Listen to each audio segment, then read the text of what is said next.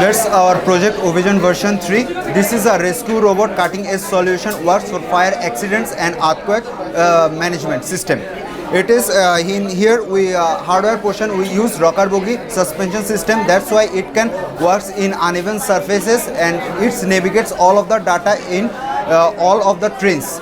And in here we use the front and middle rockers are used in the rocker, and the last wheels are used with the bodies. That's why it's a own suspension system. And we also here deploy a bell system which can use in heavy waterfalls and make a smooth ways for this rescue robot.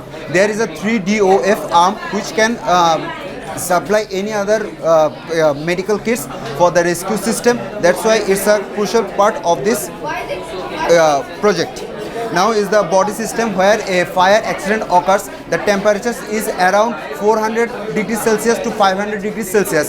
That's why we make this body with stainless steel. That's the melting point of stainless steel is 1500 degrees Celsius. That's it work properly in that situation.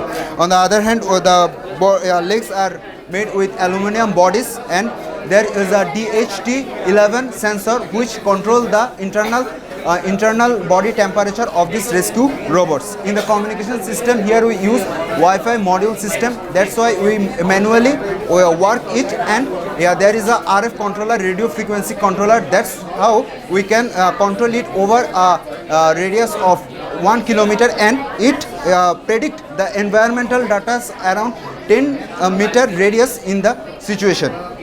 Here we also use the sensors like carbon dioxide sensor, carbon monoxide sensor, dust sensors and ozone sensors. In fire accidents, there are several types of gases emits like carbon dioxide, which are occurs in bronchitis. In fire accidents, most of them are died because of these carbon monoxide gases. So this robot go inside there and take those environmental data and predict this and give this the rescue team.